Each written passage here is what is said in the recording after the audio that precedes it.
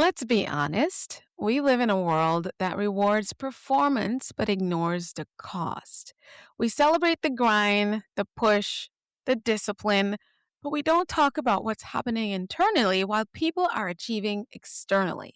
Because here's the truth: a lot of high performers are not thriving, they are regulated just enough to function, but dysregulated enough to feel exhausted, disconnected and stuck in cycles they can't even explain. And what if I told you the missing strategy isn't more discipline? It's your relationship with yourself. Welcome to Mindset Mastery Moments, the best growth mindset podcast recognized by Million Podcasts and ranked as a top mindset podcast by FeedSpot. We're proud to be in the top 1% on Listen Notes. Join Dr. Alisa Whyte as we explore powerful insights and strategies to elevate your mindset. Let's dive in. Welcome back to Mindset Mastery Moments, the podcast where we disrupt outdated thinking, reclaim personal agency, and activate the mindset required to lead, live, and build a life of impact. I'm your host, of course, Dr. Alisa Whyte, the #1 mindset disruptor. And today we're going deeper than strategy.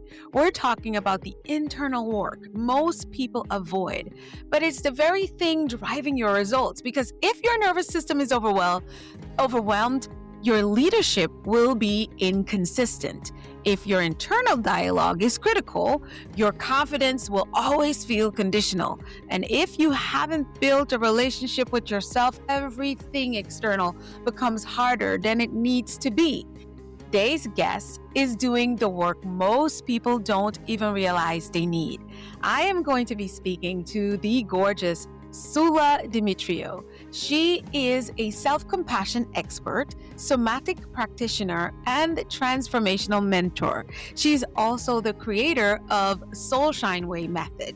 Her work integrates self-compassion, nervous system regulation, internal family systems, and embodiment, helping people move from survival mode into emotional freedom and sustainable transformation. She is also the author of a brand new book. I am calling it a blockbuster because I know it's going to be a powerful piece. You Have Always Been Enough, a healing guide to self-love and inner freedom. And y'all know I'm all about that good stuff. And she's also going to help us with what I respect mostly in her work, and it's that it is not a quick fix motivation. She says it is an inside out transformation that actually lasts. Soulla, welcome to Mindset Mastery Moments. Girl, it's been a long time for us to get on each other's time zones across the continents to have this conversation. Finally, welcome to Mindset Mastery Moments. Tell us who you are in your own words, what you do, and why you do it. Wow. Well, firstly, thank you for having me and thank you for such an incredible introduction. I'm not sure I could say anything more than you did. You summed everything up so beautifully there. But yeah, I'm Soulla Demetriou. I am pretty obsessed with all things self-compassion. I have been dedicated for over 15 years to this path of really understanding how to help both myself and the people I've worked with, thousands of people now, to find freedom, emotional freedom within, in order to have an experience of freedom in every aspect of their life. And that's been my journey, and that's what I'm devoted to as a trauma-informed therapeutic somatic coach. When you've worked for over 15 years in wellness, you start collecting a lot of different job titles. I'm a transformational coach, an internal family systems practitioner, embodiment, yoga, mindfulness. There are many aspects of what I do, but all really in service of this intention to help people live in Yes. freedom. Yes. Freedom is just so at the heart of what I'm dedicated to.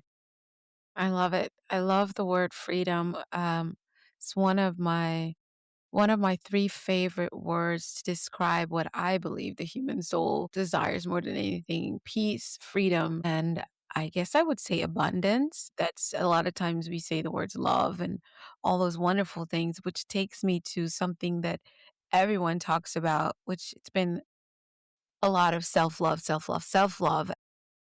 I do believe in that. But what are people getting wrong when it comes to self compassion? Because there is a difference. So, my question to you is, why do high achievers struggle most with self compassion? And I would love for you to sort of define what self compassion is, because it's not the same as self love, right? So, I'd love to hear what your definition is. No, it isn't the same as self-love, and I think that's a really important thing to flag up and to point out. Self-compassion is an attitude of being there for yourself as you would be there for a friend or a loved one. That's it in its simplicity. It's actually not a very complicated explanation, but it is certainly a lifetime journey, and for many of us, it's one of our greatest challenges as well. And with self compassion, we're looking to be there for ourselves in friendship, in kindness, in support, not just when things are going well, but in every moment. And actually, in particular, when things aren't going well, when we do make Yes. a mistake, when we are in our mind failing, when we do mess up.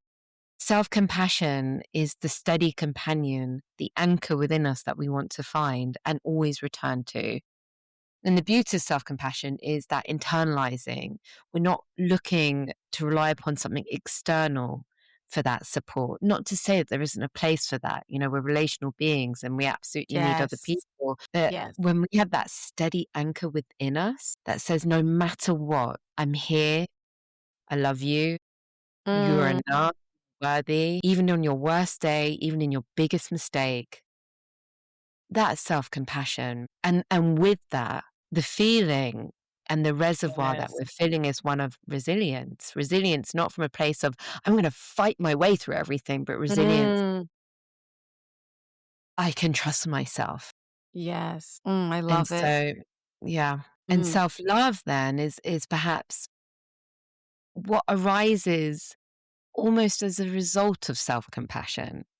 It's the thing mm, that almost enables self-love is self-compassion, because the more self-compassion we have, and the more we live from that place, the greater the capacity each of us have to recognize our imperfectly perfect human nature, which is to say, you know, that essence of us, which is always whole, which is always worthy, which is always enough. How could it not have been? And we're feeling that by practicing this acceptance and helping to soften the patterns of perfectionism and inner criticism, which I think then links into your question about high performing individuals and what's mm, often happening within them. And, you know, often there are these mechanisms, these strategies which have created this success, which are built on foundations of fear, of mm, foundations of not enough, you know, perfectionism as an example, and that relentless drive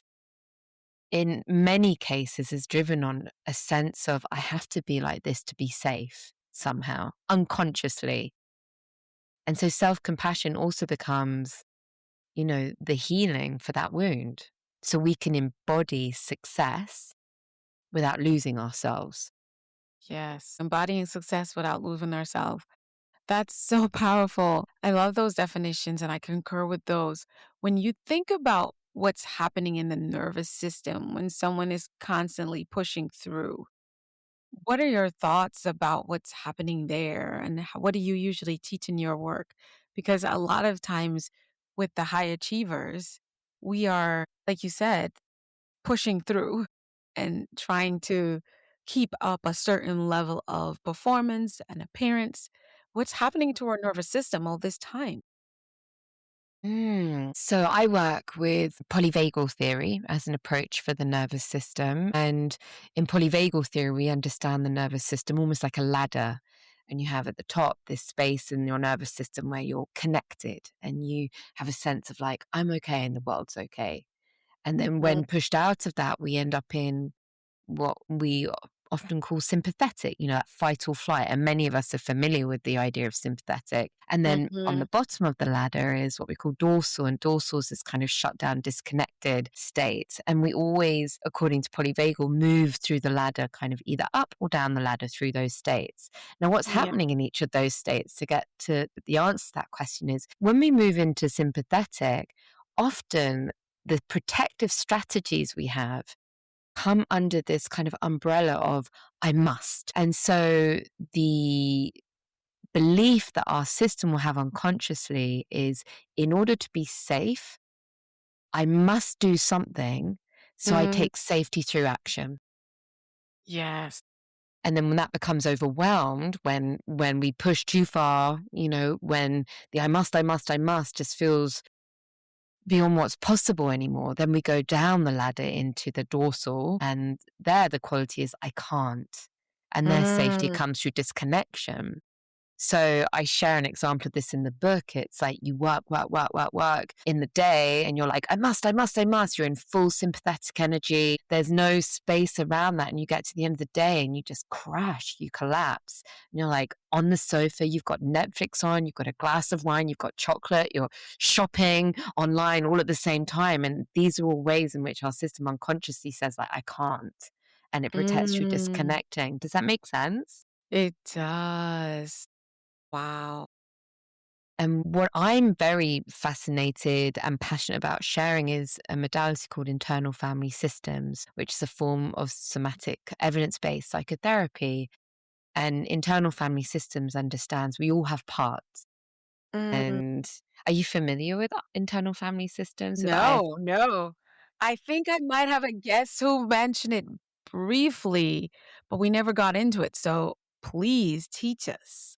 Because well, that's so you this did you is see my my eyes light up? Because I'm like, I have a little bit of insight, but come with it, like give it to us, because that's what we're here for. And I already told you, Soulla, you have to come back later this year to thank have the you. conversation. So we're not gonna so guys, we're gonna hover a little bit, but we're gonna go deeper. And Soulla is in we're on two different sides of the world. So we're gonna coordinate this. But yes, give us all the tea, girl. I'm ready. Okay, so I love that. Well, thank you, because this is my passion, and my book is pretty much, and all my work is really about internal family systems as the Yes. foundation. My And gosh. with internal family systems, I'll try not to go too deep today. We can do this in a part 2 situation. But Yeah. internal family systems, we understand we all have self energy and we all have parts. And within our parts, the parts we work with in the therapy and the coaching, I'm a coach, are the parts of us which have adapted because of the experiences we've had in life.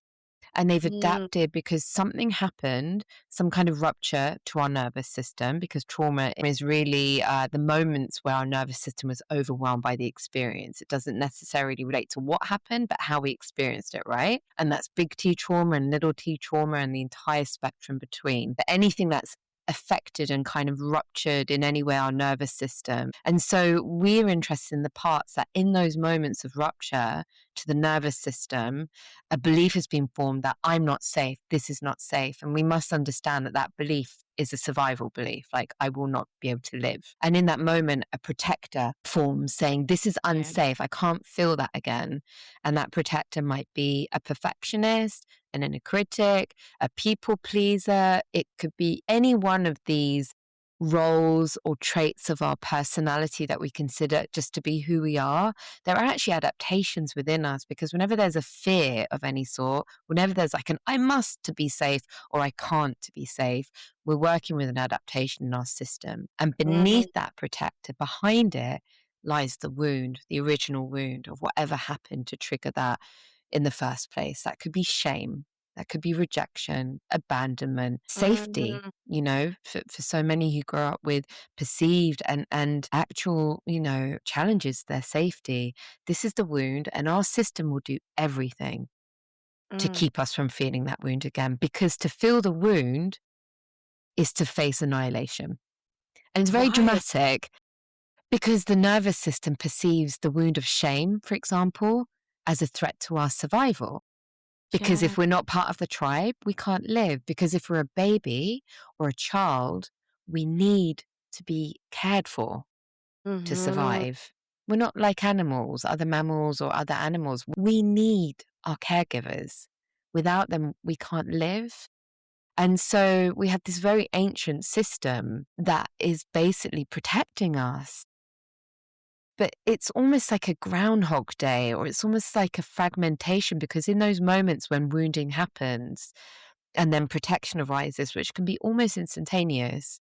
Mm, It's like that then fragments and is left in the past, just, circulating as if time hasn't moved on.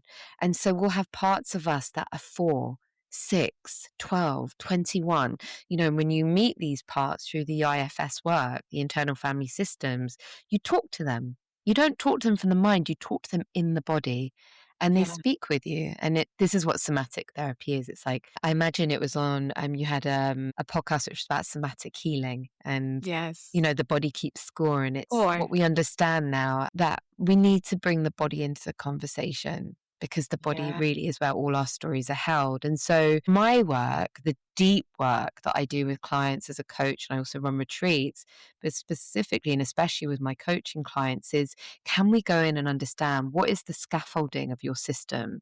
What Mm, from your past is shaping your experience of yourself in the present? And how can we go and almost do like this rescue mission to let all of those parts know they're safe? You're an adult, to witness them in the way they needed to be witnessed, validated in all those moments when they didn't have a voice, when they were scared, when they did the best they could. And then we say, do you know what? Maybe now there's another way. Like, thank you. Thank you for caring yes. for me. And look, I'm an adult. I'm this woman. These are the people that love me. This is my business. This is what I do. You can trust me. I'm here for you now. And Yeah. these parts re anchor back into you, and we re scaffold the system.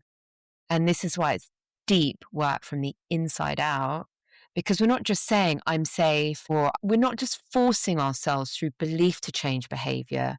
We're getting right into the very cellular structure and shifting so that Mm, true change is possible, rather than just right. telling ourselves to change. And I Yes. think going back to that self-love, I think sometimes we're like, I love myself, I love myself, I love myself. And Yeah. we're The like, I do not mantras. love myself. I do not love myself.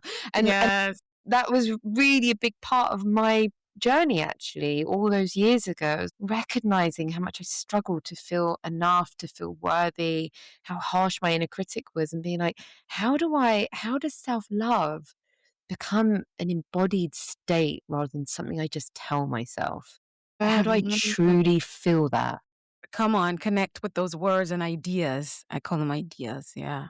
Yeah, Yeah. and that was IFS. That IFS was a very big part of that, because it's like I can go meet all the parts that have ever doubted that worthiness, and I can hold them with love, and they Love it. experience love, and in experiencing love they remember their true nature, which, be it you have a religious background, a spiritual, whatever your belief Uh-huh. may be, there is this essence of, like, when we really connect to the truth of who we are, it is whole, it is complete, it is, it is love, actually. It That's is my love. interpretation. Yeah. So it's a very profound journey, which kind of is transformational, but also really expansive. Working with IFS, it really brings you into connection with something greater, I think, as well. I agree. And I could see it and feel it energetically from you as well. And that just gives us and again, I hope people understand our podcast theme is your mindset is the key to your success. But this is why we have these conversations on this podcast, because you cannot, and I've said this over and over again, and I want to pause here and say, you cannot outthink what your body is still holding. You just cannot. And so you can say the affirmations, you can do talk therapy, which is important as well. But a system like the one you just introduced us to formally, the IFS, internal family systems, is one that helps you understand why you're thinking the way you think, why you're responding the way you're responding. And Mhm. I have this framework, Sula, where I talk about think, speak, do, become, but I Mm. say laced between those 4 pillars or anchors are your emotions and your feelings. And so that's where this work comes. And I want to go here with you. If you can show us or tell us what somatic healing actually looks like in real life and not theory, now that you've given us the IFS, I know you do a lot of somatic work. My interpretation of what you're training us on today is that we cannot outthink what our body is holding. So that's where somatic work comes in. So walk us through what that looks like. So somatic work, I mean, somatics is a broad Mm, term that refers to any intervention that's really understanding the body is where the wisdom is and is using the body as the gateway, as you said. mm, And so I work with different somatic modalities. I work with internal family systems. And when I work with internal family systems, my job then is it's almost like taking you on a meditation. It's a little bit like hypnotherapy.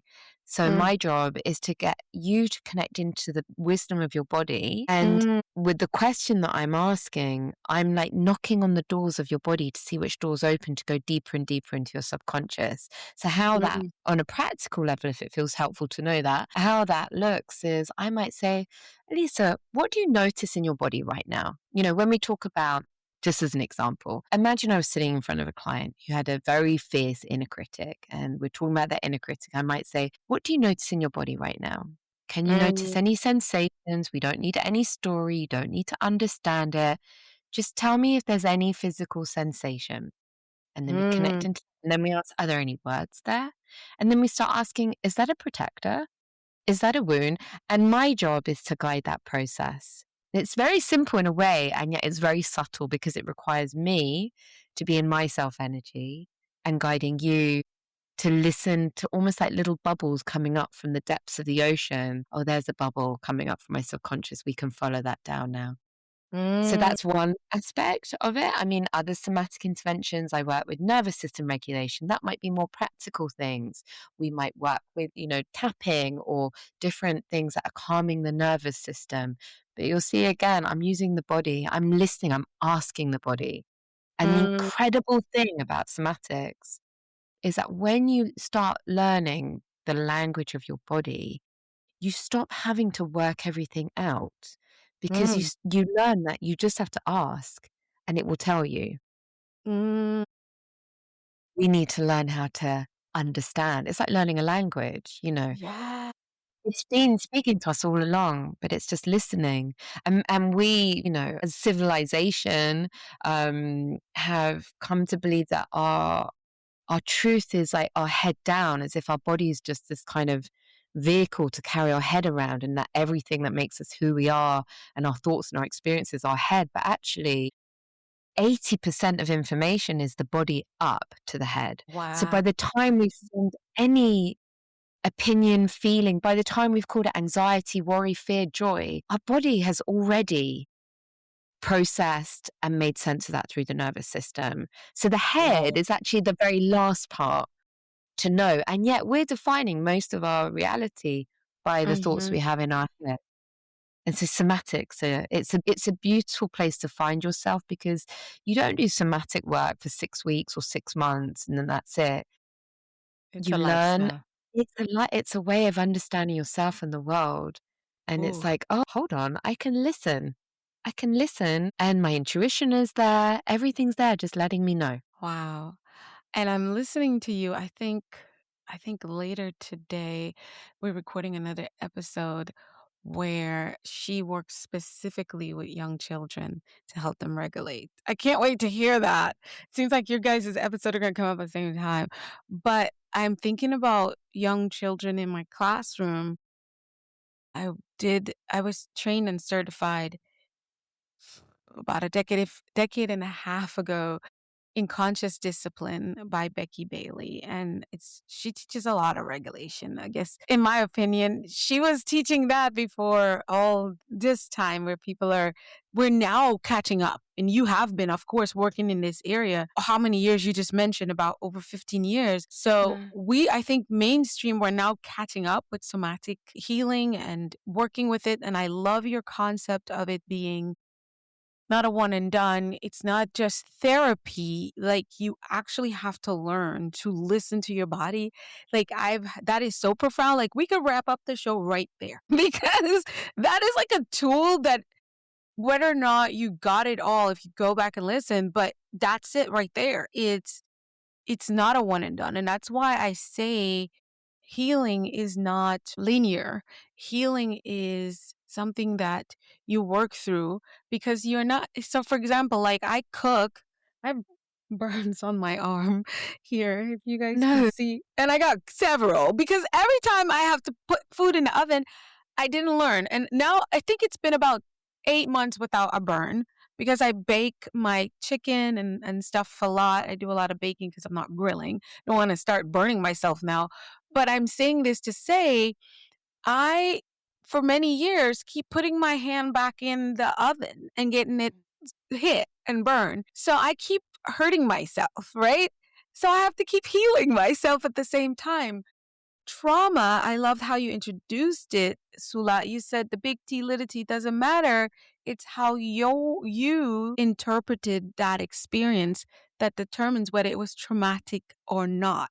So why would you do a one and done, or why would you just stay doing the same versions of healing you've been doing if it has only worked for that season? You have to keep working. So there's no like, oh, I did my therapy time. Oh, I did my coach. I had a coach 5 years ago. It's like you want to understand because this is new for me. For some of our listeners, they've been in it. I've done some yoga training and certifications. I've done some storytelling where you're talking about the story in your brain, but I haven't done understanding how. And I read the book, Your Body Keeps Score. And that's what opened up this world for me. So when I see individuals like you, I'm like, yes, we got to have her on because how many people don't know? So I want to bring us to something you do a lot of work in too, which is the nervous system leadership concept. Like Mm. that's part of your work. And that made me so happy, Soulla, because we have leaders calling in individuals like myself or my teammate to come in and do a leadership training, to come in and talk to their groups of 200 plus people that travel from across the country so we can help them with communication and operations, help to motivate them. But my personal belief is that leadership always start from the top, and leadership, whoever is there, whoever they are, that will be the vibrational pool that works in that work environment, right? Because I cannot be greater than who I am. So, however, when I show up, I'm showing up. We want to compartmentalize Alisa, the nonprofit leader, Alisa, the podcaster, Alisa, the speaker, Alisa, the coach, Alisa, the wife, Alisa, the mother. I'm not parts. I'm one person. I perform in these different roles. So if my nervous system as a leader is what I got from what you do is dysregulated and I'm my IFS, I'm not in I don't even know what's going on with me, what my traumas triggers are, then I may not be able to lead people effectively in the direction that even I want them to go. So here's why I want to talk about your nervous system leadership. And I have this question. Why do high performers crash even though they seem to have it all together in leadership? Why do high performers crash even though they seem to have it all together in leadership? That is a big and important question. And you've named so many things that really light me up just And then. just go with all of them because I know Yeah, I got excited and I was like, boom, like, boom, boom, boom. But yeah, so yeah. Let I'm me ordering it regulate into yourself. I apologize. no, I'm like forming an orderly queue of my ideas in my head. Yeah, so go with it. But It's your turn. Yeah. first of all, it just excites me to hear you name that because what I'm really fascinated about and passionate about is how do we support those people who have the capacity and who are shaping the future of our culture and society and world? How do we support those people to do that from a place that is free and healthy Mm-hmm. rather than driven by these wounded protective parts that I mentioned before, which we all have? And I think we only need to look at the world today and to see what's Mm-hmm. happening to recognize that there's a high chance that there's a lot of young, scared parts with a lot of very fierce protectors happening, causing this real polarity and conflict and chaos that I think we're experiencing right now in the world. And so I'm very passionate about working with these people who clearly have an exceptional capacity to create and to lead. There's something about the skills that they have, like yourself, with the many incredible things you've done. It's like there is a set of competencies which are undeniable. What I'm curious about is what has been the fuel of those competencies. I call it like the rocket fuel. Mm, What is like, or the gas, I guess, as you say in the States, like what is the gas that what is the like, what are they putting in their tank? What is fueling their yes. competency?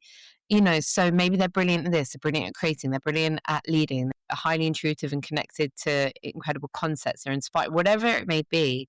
Like, what is driving them unconsciously? If they're moving towards something from a place of knowing that they are enough and they're safe and they're worthy, that's really exciting. That's where we want to be in our leadership. If they are coming into leadership from a place where they're still trying to rectify a pattern that arose in their childhood, in their cultural legacy, in their ancestral line, because we're talking about so many things. We're also talking about our inherited burdens, like the communities, the cultures we grow up in.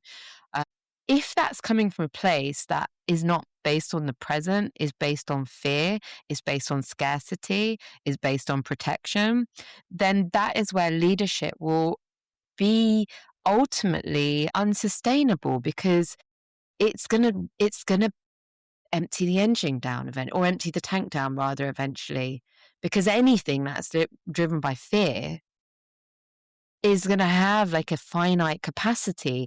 Anything that is driven by a foundation that says no matter what happens, like, I'm okay and the world is okay, and this sense of self energy of compassion and calm.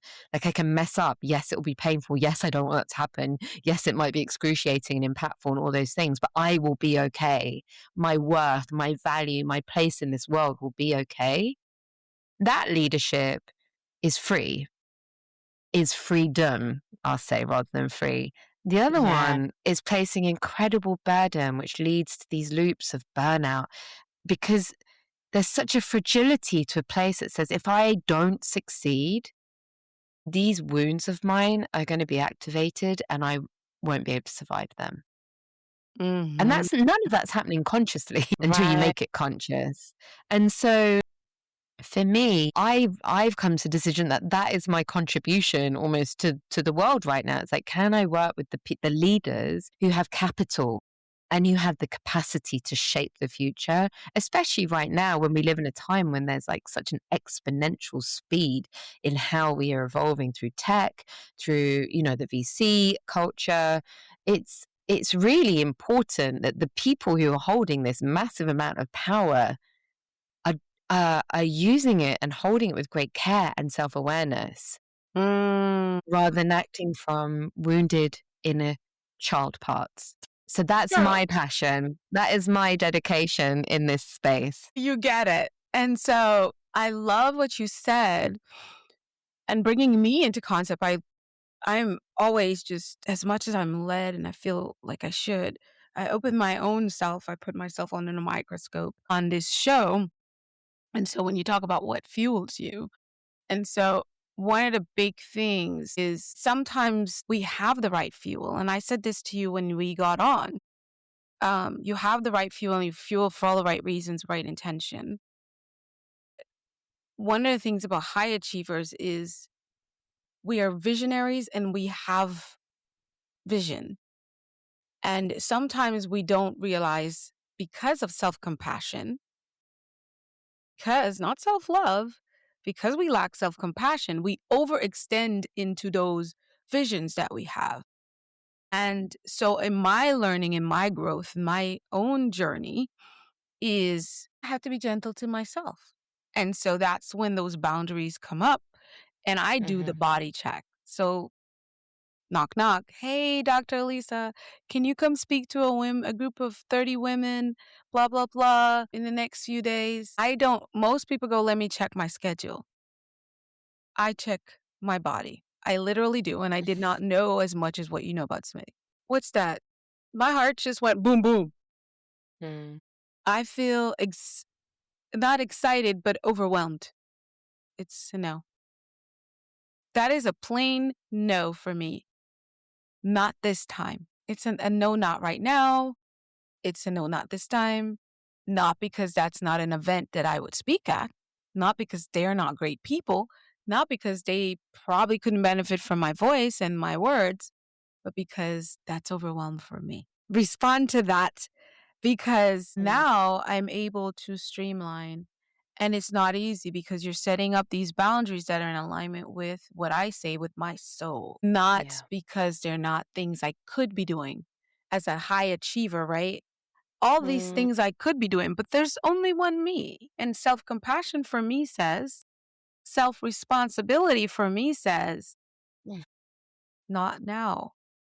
Honor your time, your energy, because you can only put the fuel you do have and it be effective if it's in the right engine and it's at the right mm, amount mm. and you're driving at the right speed in the right vehicle, all these different things that I could come up with. So talk to us about that because that's my process and my own journey.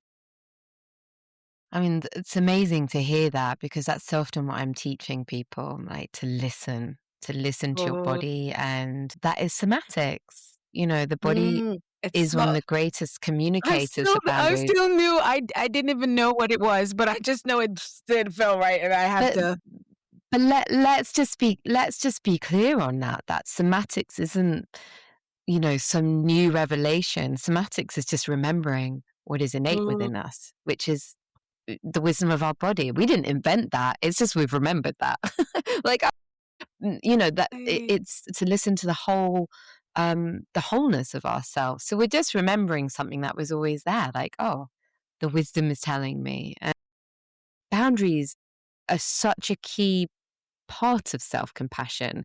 When we think of self compassion, we can think of it as being quite soft, like the soft and loving side. But actually, boundaries are one of the most loving things we can do for ourselves. And boundaries often only become possible in certain cases. Obviously, it depends on the system. When the system knows it's safe enough to have that boundary, when it knows it's safe enough to face disappointing someone else in order to put yourself first.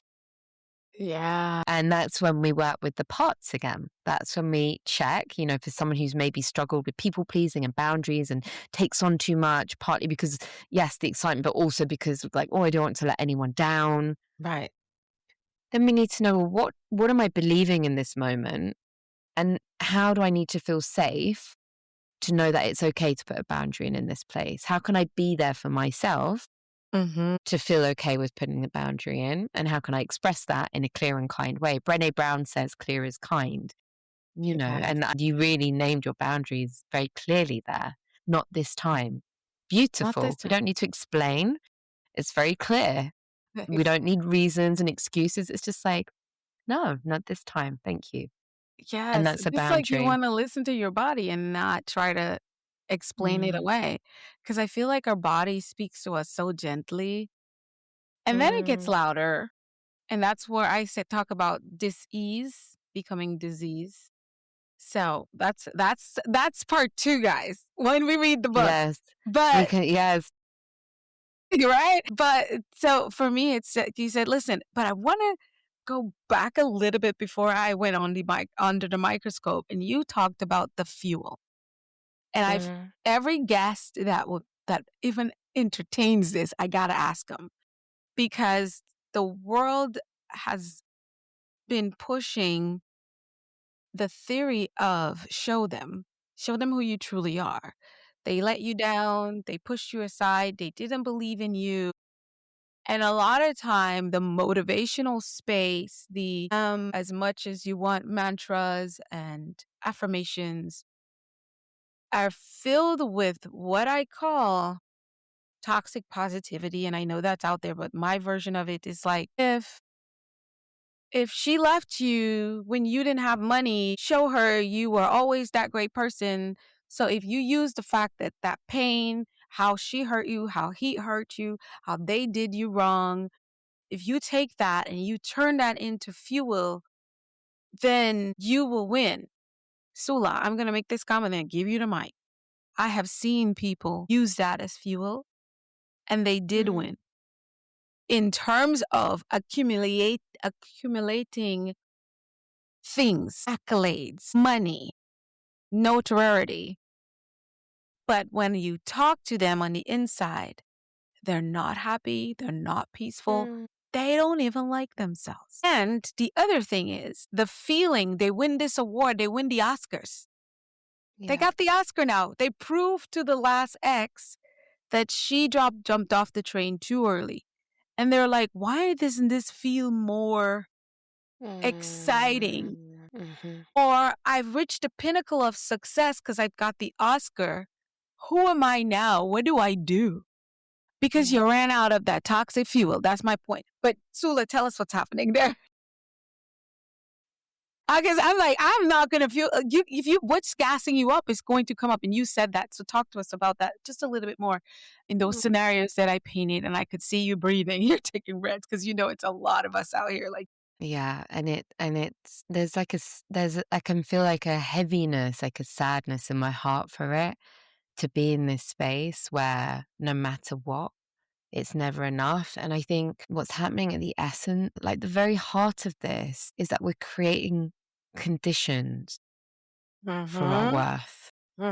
We're creating conditions for our worth. And as long as we do that, nothing will ever be enough, because we're saying, I need to be X in order to be okay. No, you're already okay. You're already enough. And that is the trap we get in. And it's so painful. It's so relentless and painful. And that's why it excites me so much working the way I do, because I get to see people freeing themselves from that, coming into this very powerful, steady, kind, loving in a relationship. And what they're left with is still all the amazing talent they have as a human, whatever talents they were given in this life and have cultivated. But they have freedom. And with freedom, they have discernment about what is actually true for them, not what they need to do to prove to a parent, a society, a culture, an ex, whoever that may be, a teacher at school. No, it's like, now that I can hold all these parts of myself, who am I and who do I want to be truly? Like now I can connect what my soul values and my truth and purpose actually is. Ooh, that ties into the work that I'm so passionate about. And that was, I think it's like 6 to 7 years old that I became clear about that.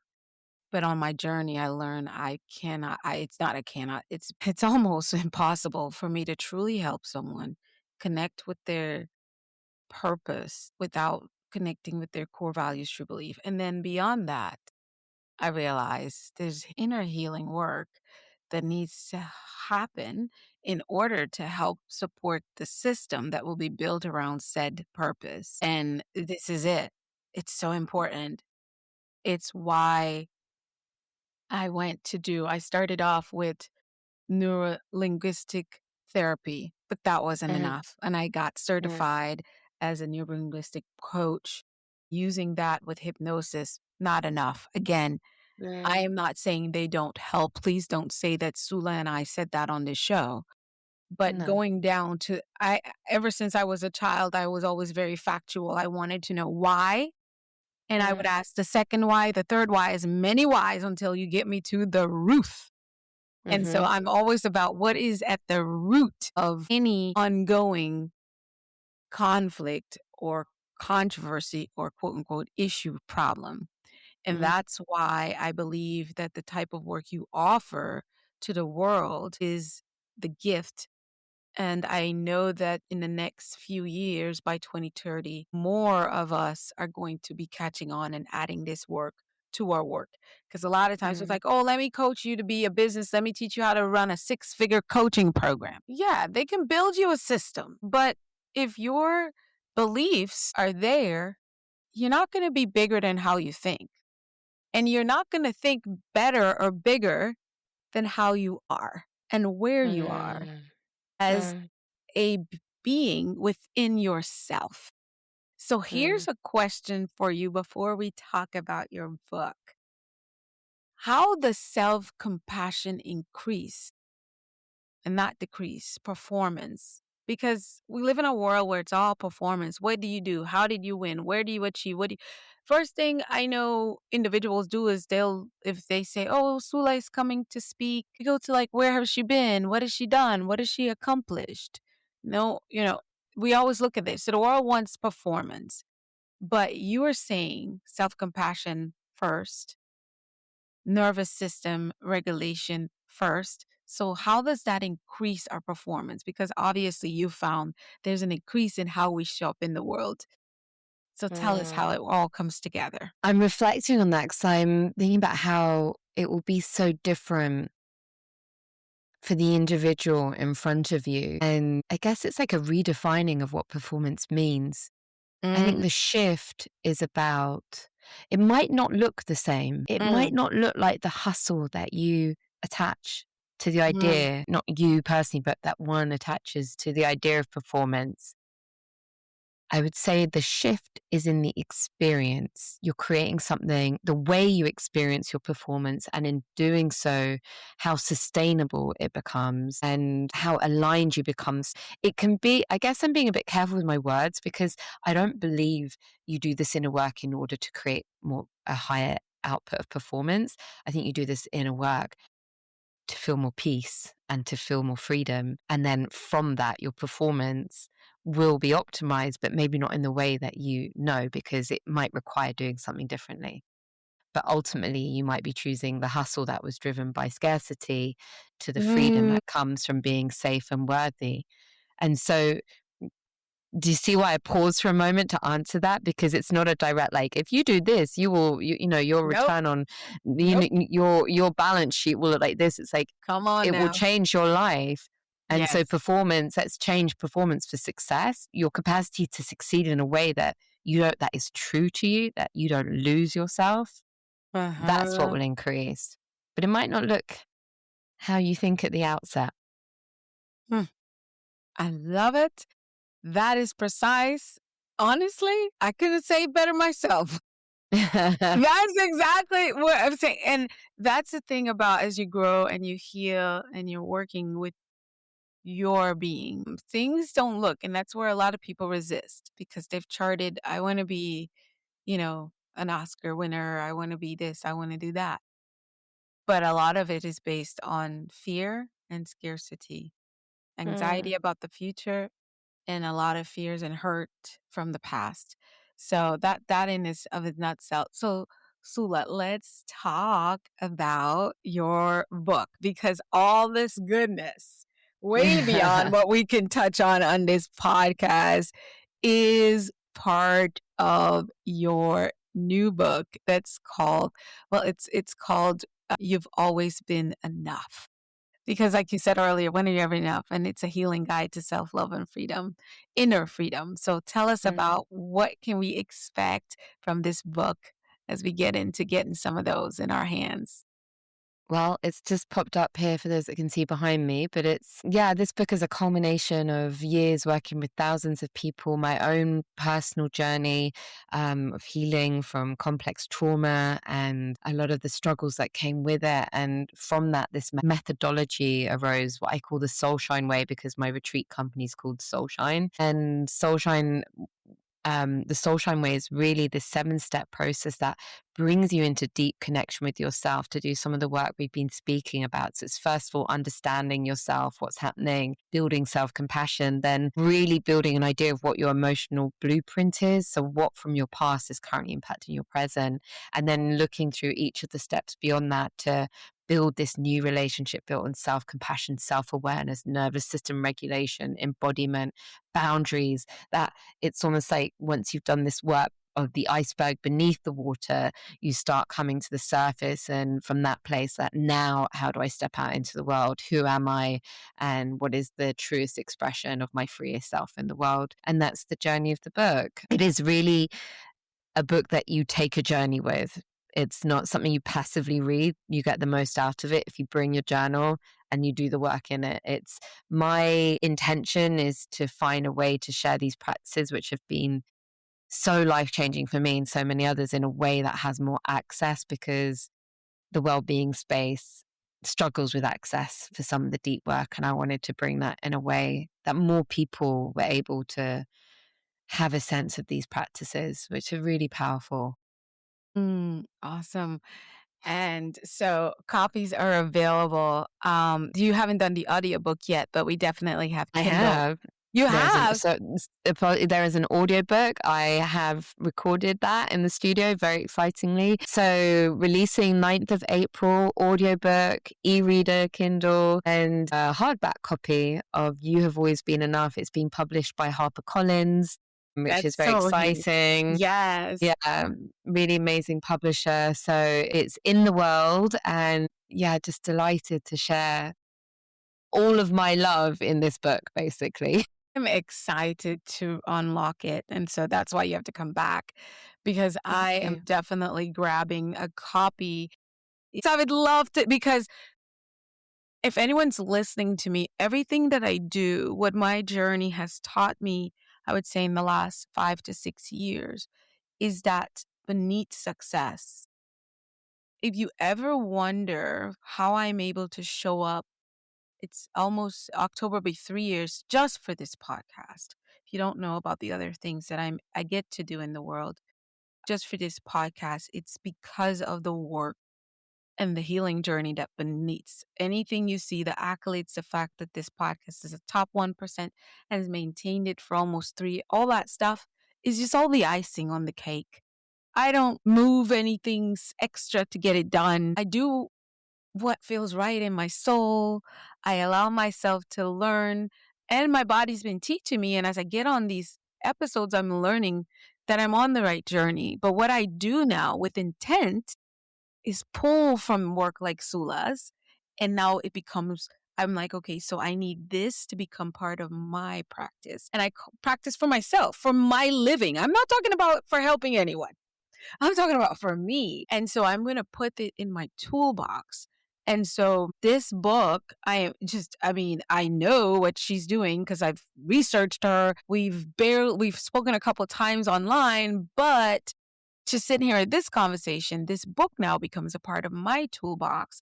And I'm encouraging, inviting you to get it for yourself too. And then Soulla and I will be talking behind the scenes, and maybe we'll do something, not maybe, we will do something with it as well that you will have the opportunity to invite it to. So wherever, just going to be right here, wherever you're listening or watching to this, check in the description for what's to come because we will update it as long as when we have something planned and when she has the other things going on with the book as well. So we're going to Yeah. keep this very current, this episode, the link's current as well, because I believe that we need this in the world right now more than ever. 26 is 2026, if I Yes. must say. Seriously. Yes. And this is a time where you have to be grounded in, for what I say, self-compassion. What a lot of my colleagues, Soulla and I, have determined one of the biggest, I wouldn't say lack, but minuses we have with the world is empathy. Empathy has been, to me, at a low, but it's also been at a high. Because beings like yourself, we keep getting higher with our empathy and our compassion. So Mm, self-compassion with yourself is the only way you can demonstrate that externally, is what I'm saying. What do you think, Soulla? yeah, I actually just wrote a piece about this today and, about this kind of what's happening in our inner system and what's happening in the world. And the journey always needs to begin like you do you. You take responsibility for what's happening in your system and like concentric circles that just keeps expanding out into the world. If each of us do that, then that is how change happens. One Exactly. person at a time, one system at a time, collectively brings us into change. Exactly. And so Mm, I want to encourage you guys again. My guests don't ask me, but I know this is going to be a powerful tool. I will be on it, in it myself. And mm. so I can't wait to hear all and see all the wonderful things we do. Let's do flip the script, Soulla. So take us to a moment in your life where you had to flip the script internally. What was the mindset shift? What changed in your life after that? And what did you have to unlearn about yourself? So the thing that came to mind was a couple of years ago, I had a very bad accident and I was in hospital for a month, and I then went into some very major health issues, which took a long time to recover from. And in that space, it was very easy for me to have this feeling of like, why? It really felt like I kept being hit. I mean, it was crazy. People around me who loved me were like, I cannot believe how much you're going through. It was like just a tidal wave after another. And flipping the switch was, rather than being caught in the victim and the why is this happening to me and really giving away my power, was flipping it into I am alive and that is a miracle. And it was the switching to see everything that was rather than everything that wasn't. All the things that were happening in every challenging moment. And that took me, when I was in maybe one of the most challenging moments of my life, into a place where tiny things I could see as gifts. And the more I saw those tiny things as gifts, the more supported and loved and in trust and faith I could be. And so that for me, instead of asking, why is this happening to me, really flipping it into all the gifts of what I'm being shown right now. I love it. I love Mm. it. That requires a whole other podcast, that accident, though. That's a whole It other does. thing. It We might have to have does. several podcasts. That was a big, Because when I re-listen to this, I will have my notebook to go back for our next Yeah. episode, one of our other episodes. That's huge. That describes my journey on everything that has come up and I share over time. Is I always look around to find the good things. And once I start looking, I'm surprised at how many are actually there. And yes, Alisa does have those moments where she's like, why me? Why can't I just catch Yeah. a break? Like, seriously, I can go on for aches just this week. Some of the stuff I've saw, Yeah. I'm like, what? This cannot be normal. Like, why do I get all these hits? And I do that and I'm like, I know why. Well, look at all this But other this good stuff happening. but this is also self-compassion in action, because when we have the why happening, then we can be like, oh, there's a part of me. And now how can I be with that part of me in the way that it needs to feel safe? And that Oh, is self-compassion. What is this part believing? What is it fearing? How can I hold it with love? And that was the process that allowed the flipping. It's that's not a flip the it's script. not So just say like, that again. yeah, So you're that saying, is tell us that again, Soulla. We want to hear that again. Tell us that again. Because that's a so flip the script moment. when you're in a moment when you're like, why, or you're a victim, or you feel powerless, recognizing that as a part of you, maybe a protector or a wounded part, and then being there from this kind of containment, loving energy for that part of you, allows that part to feel safe and held. And so it stops being in the driving seat of our experience. It starts being a part of our experience that we can hold with love, so it doesn't need to freak out so much. And that is self-compassion, and that is IFR. That is good. Mind drop moment. Soulla, what is success for you now? How do you define that for yourself? Peace. Mm, Peace. And that's not to say life is always smooth, peachy. because that would be an illusion, a painful illusion. But to find peace, to be in peace in that journey, in trust, which is ultimately freedom, which is why I'm so obsessed with that word. That is success to me now. There are so many layers to that I could bring in, but the essence, peace.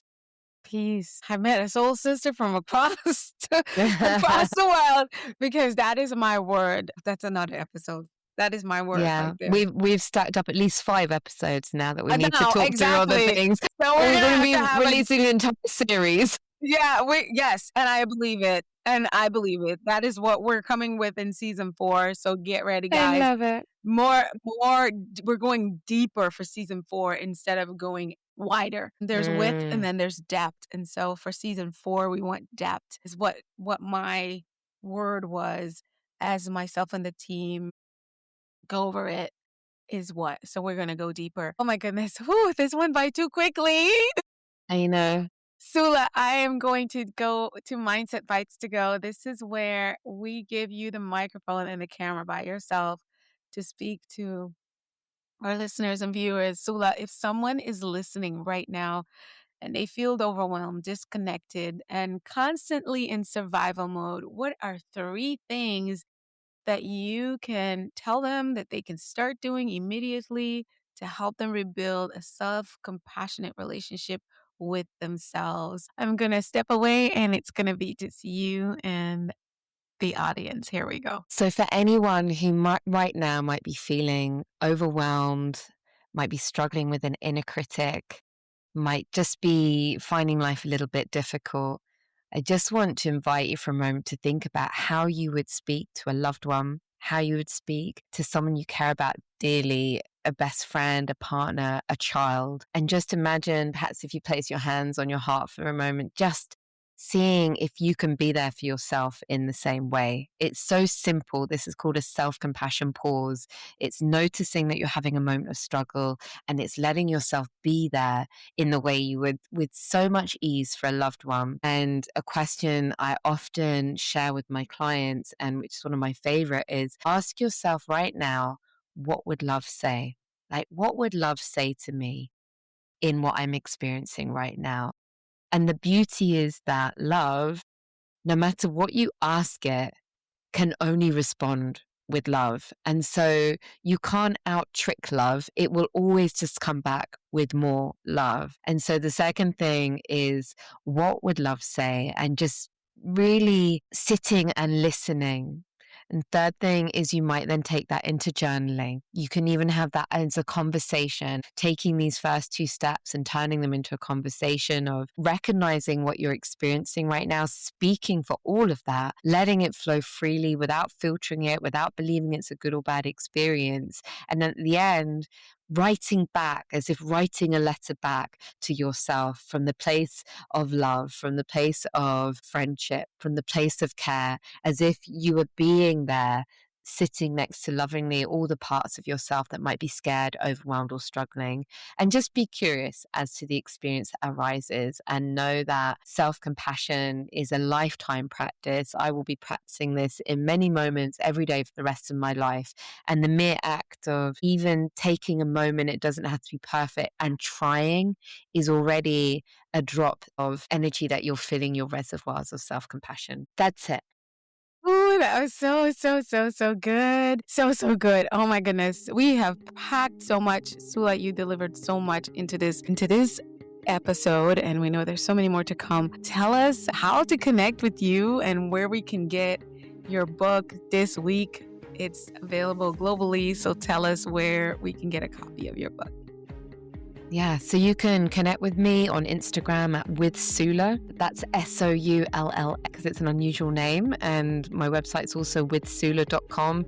And if you want to find the book, go to /always-enough.